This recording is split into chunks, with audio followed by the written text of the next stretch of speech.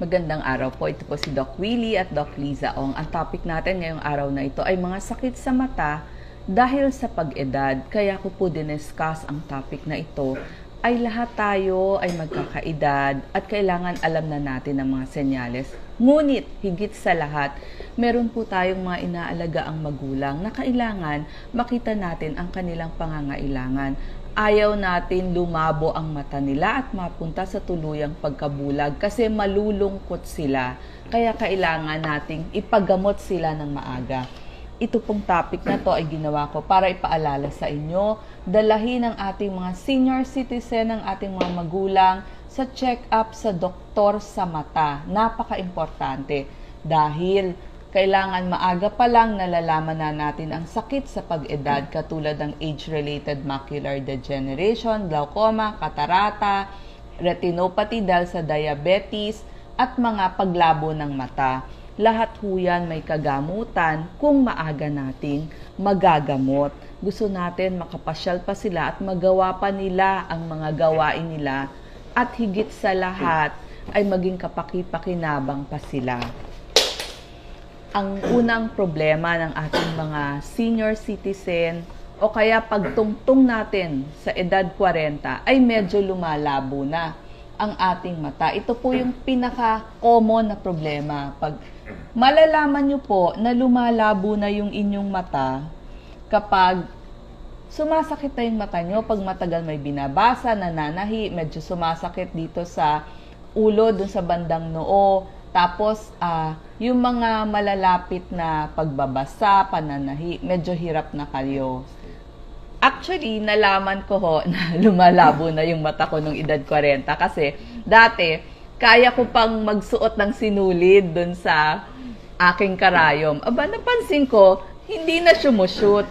So, sign na ho yun na kailangan na nating magpagamot at alamin ang grado ng ating mata. Baka kailangan na nating magsalamin. Tsaka makikita nyo, yung tayo mismo or yung magulang natin, nakakunot na yung noo pag nagbabasa. O minsan, kailangan ilayo. So, ang tawag doon yung presbyopia, no? Yan yung medyo lumalabo na yung ating mata at kailangan nagsasalamin na tayo. Maraming klase ng salamin, ipapaliwanag na lang ho yan ng doktor ninyo sa mata.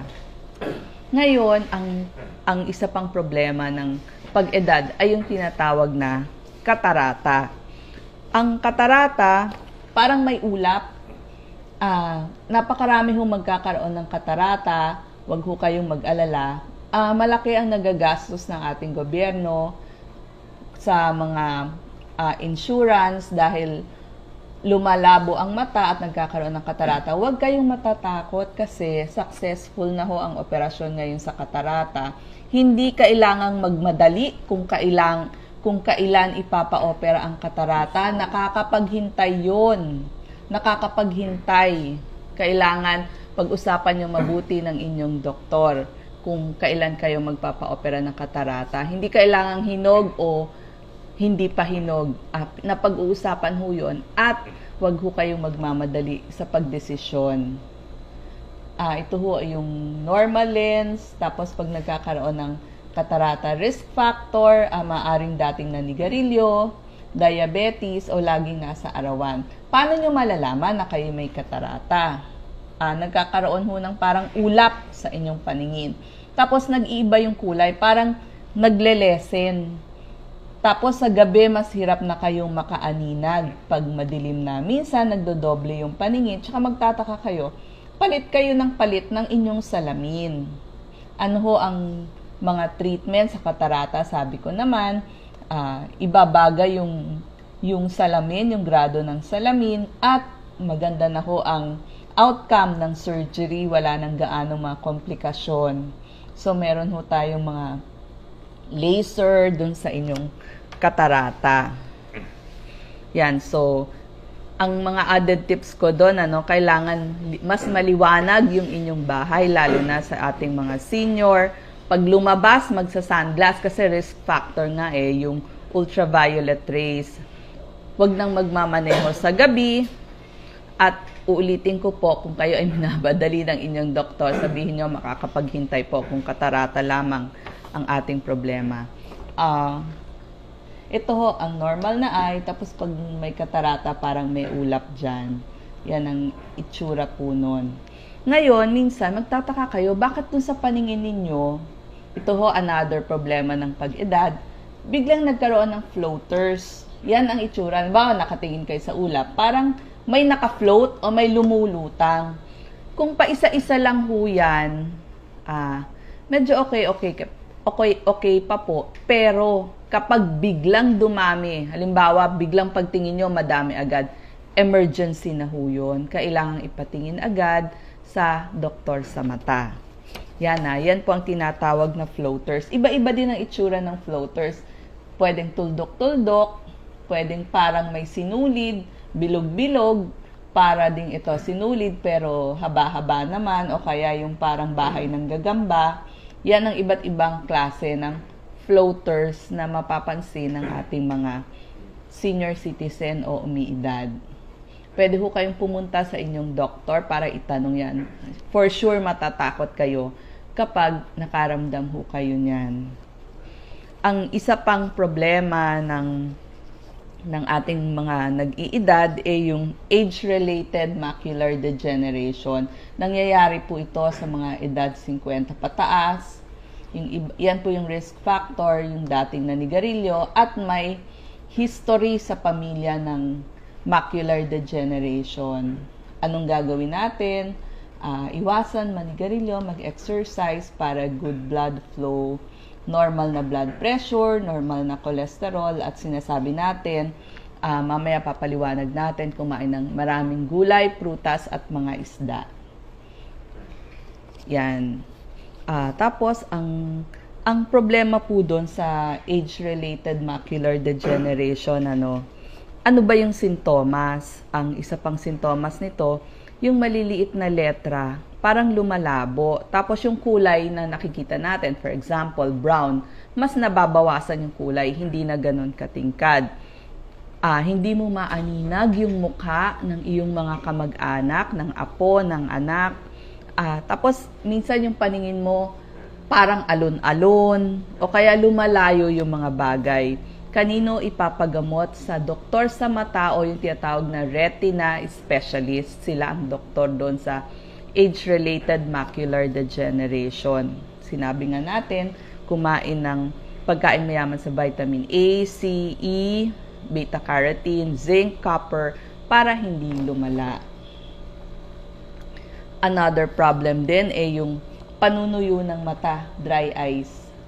Nabanggit ko na ho ito sa isa kong video, pwede nyo panoorin. Pero dadaanan lang natin ng mabilis. Sa pag-edad, nakakaramdam ho ng panunuyo ng mata. So, parang nagluluha o minsan naman maaligas-gas yung paningin ninyo. Tapos, tuyong-tuyo. Meron hong mga gamot, yung mga drops na nilalagay. Pwede kayong magpareseta nun sa inyong doktor. At syempre, sapat na tubig na iniinom. Yan din ho. Iwasan din yung mga polusyon.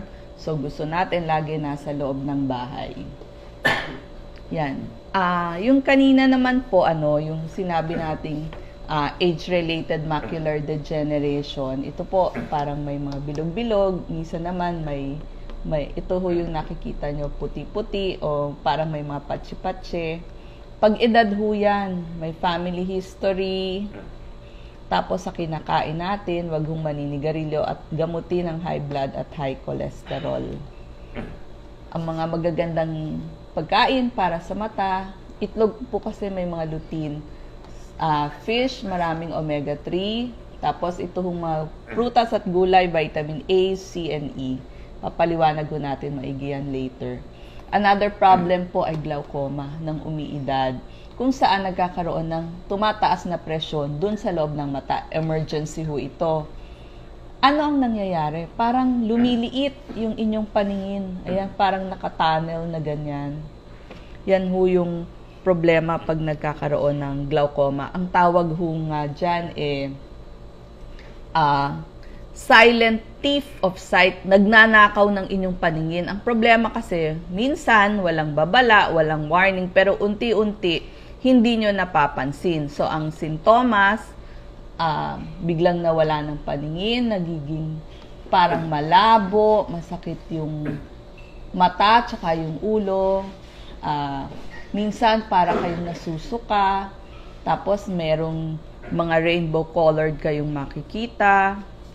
Hirap paningin sa gabi, may halo. Pag meron liwanag, parang nagkaka-halo, pupula yung mata. Nagkakaroon kasi ng damage dun sa optic nerve. So, merong mga gamot para sa glaucoma, yung matatawag na acetazolamide o metazolamide. Iniinom yon. Merong pinapatak, meron ding iniinom. So, ang gamutan, laser or trabeculoplasty. Ito ho, ang glaucoma ay emergency. Kailangan magpatingin tayo agad sa doktor sa mata. Another problem ng mga umiidad, nakita nyo yung talukap ng kanyang mata. Ang tawag po dyan ay ptosis. Medyo tumatakip na dun sa mata. Pero wag ho kayong mag-alala kasi nagagamot. So ito yung kailangan ninyong minor operation na wag kayong matatakot para mas makita ng pasyente. Kasi nga, pag bumabagsak na yung balat doon sa mata, natatakpan na rin niya yung paningin ninyo. Pero kapag inayos, magiging malinaw yung inyong paningin. Ayan, no, ito, natatakipan na niya yung itim ng ating mata. So, kailangan itaas yung balat. Yan yung nangyayari. Ano yung mga sintomas ng ptosis? Nakapansin nyo, itinataas na niya yung kilay niya. Kasi, yun na nga nahirapan siyang tumingin. Tapos, yung ulo niya, medyo iaangat niya para makita niya yung mga gusto niyang tignan. Tapos, nagda-dry na rin yung eyes or minsan naman, nagluluha talaga kasi natatakpan. Meron hong mga doktor, kayang-kaya nilang ayusin yung talukap ng ating mata. At gaganda pa ulit tayo. Huwag po kayong mag-aalala na mababago yung itsura nyo. Ito yung pagkakataon na pwede tayong magpaayos ng mata at gaganda pa rin bukod sa ating paningin, gaganda rin ang ating mukha kapag napaayos natin. Ito ho, alam naman natin na napakaraming may diabetes. Nakikiusap po ako sa lahat ng may diabetes. Ipagamot natin yung diabetes natin. Nangyayari ho ito hindi lamang sa may edad, ang diabetic retinopathy. May kilala ho ako, bata pa sila, nagkakaroon na ng diabetic retinopathy. Ito ho, pag sinilip yung kanilang mata, nagkakaroon ng mga dugo-dugo. So, iba't iba po. Hindi nyo ho ito malalaman kung hindi ninyo ipapagamot. Pag ho na hindi kayo nagpagamot, maaaring mauwi sa pagkabulag. Pero pag nagpagamot ho kayo, hindi ho kayo mabubulag. Sana maaga lang. Opo, kasi napakadaming diabetiko ngayon, edad 20, meron na, lalo na kapag umidad. Kaya gusto natin magamot ito agad. Anong sintomas? Minsan, lumalabo na yung paningin, parang merong belo, pumupula yung mata, masakit dun sa mata, minsan may floaters din, may shadow, minsan parte lang or pagkawala talaga ng buong paningin. Tapos parang masakit din doon sa loob ng mata. Isa ho yan sa mga nararamdaman. So pag alam nyo na may diabetes kayo, para nyo na hong awa, magpagamot at irregular lagi. Maging regular lagi yung sugar ninyo. Kasi yung matagalang mataas ang asukal, doon nagkakaproblema sa mata. Napakadami hong naging bulag dahil sa diabetic retinopathy. At sana kung meron din tayong high blood, high cholesterol, gamutin na rin yon. Ang isa pa na kailangan natin ipagamot o siguro narinig nyo na sa inyong mga kamag-anak yung tinatawag na retinal detachment. Parang nagkakaroon ng black spots o nagkakaroon ng mga floaters dun sa inyong paningin. Masakit o minsan hindi masakit, pero parang nagiging malabo ang paningin. Minsan naman parang nagkakaroon ng kurtina dun sa inyong paningin. Minsan parang may flashes of light dun sa sa paningin ninyo or kumukonti yung nakikita ninyo. Yung iba naman, walang sintomas, pero unti-unti na palang nagkakaroon ng retinal detachment. Anong nangyayari? Ito ho ang ating mata. Tapos, yung retina kasi, merong blood supply yan na nagdadala ng dugo at mga nutrition sa mata. Yung retina natin minsan lumalayo o nadidetach. So, maaring magkaroon kayo ng pagkawala ng paningin. Meron na hong mga surgery o opera na pwedeng i-correct yun. Wag ho kayong matakot kasi mga 2 weeks na pahinga lang, hindi lang kayo ipapatravel. Kasi yung pagta-travel, yung mataas na lugar, nakaka-increase din ng pressure. Pero nagagamot. Sometimes nagagamot kung hindi ho nahuli. Kaya nga sinasabi ko sa inyo, kailangan maagap tayo. Daig ng maagap. Ngayon, pumunta ho tayo. Bakit ba kapag umiidad, nagkakaroon ng problema sa mata? Kasi nga maaaring yung kinakain natin, nagkakaroon tayo ng high blood, tsaka diabetes. Kasi napakarami na hong may diabetes at may high blood. Anong gagawin natin? Kumain ng mas maraming isda, gulay, prutas, at medyo bawas-bawasan natin ang ating gadget o magbibigay tayo ng mga tips para sa ating gadgets. Ano ang mga iFoods? Syempre ho, itong mga isda, gulay. Lagi kong sinasabi, ang maraming vitamin A, carotene, yung mga K, kamote, carrots, kangkong, kamatis, mangga, melon, marami din. Tsaka kumain kayo ng mga lutein o zinc, yan.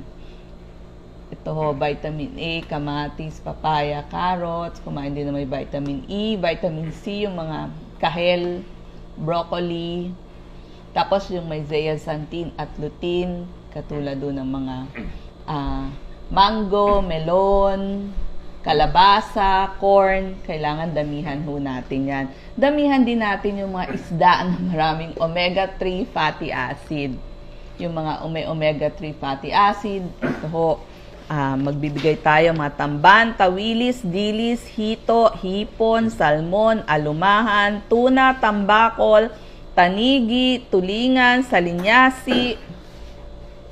Ang mga tips pa natin, pag lumabas tayo, magsuot ng sunglass. Wag ho yung fake sunglass kasi hindi niya kayo mabibigyan ng protection laban sa ultraviolet A at ultraviolet B. Yan. Kasi ang matagal na pag-expose sa araw ay makakasira sa inyong mata. So, kung pwede, yung 10 a.m. hanggang 3 p.m., huwag tayong maglalabas. If lalabas, magsuot ng sunglasses. At pag magtatrabaho ho tayo na may peligro sa mata, magsuot ho tayo ng safety glasses. Kailangan ho yan para maiwasan yung, lalo na kung kayo ay nagwe-welding, nasa construction, please magsuot ho tayo ng goggles para sa mata. Lagi ko nga sinasabi, pagtungtong natin ng edad 40, kada 2 hanggang 4 na taon, mag-set up ng appointment sa inyong doktor sa mata. Pero kapag edad 65 pataas, dapat kada 1 taon o 2 taon mag-check up na ho tayo sa ating mga doktor sa mata. Yan yung mga sinasabi natin, yung mga paliwanag natin. Huwag na hong manigarilyo, mag-exercise. Pag gumagamit ng mga gadgets, yung 20-second break every 20 minutes. Ano po ang mga emergency na kailangan nating bantayan? Biglang lumabo ang mata, pumula ang mata, masakit sa mata, biglang naglululuha, nagkaroon ng discharge, nasisilaw. Yan ho, kailangan na tayong, o yung mga biglang doble ang nakikita, o namamaga ang mata, punta na ho agad sa doktor sa mata. Kasi problema nga yung low vision.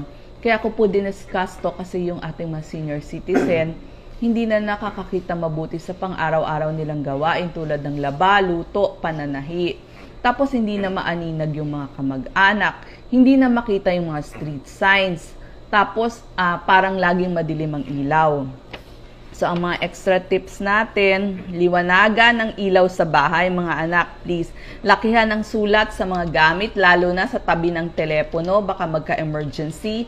Makatawag sila agad. Lagyan ng mga colored tapes dun sa hagdan para hindi sila mahulog. Tapos yung mga saksakan ng electrical outlets at saka yung mga switches, kailangan dun sa kitang-kita nila.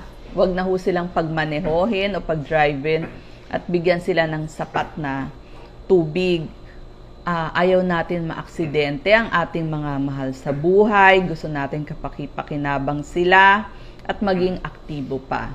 So sana po makatulong ito sa ating pangsarili at sa ating mga mahal sa buhay. Salamat po.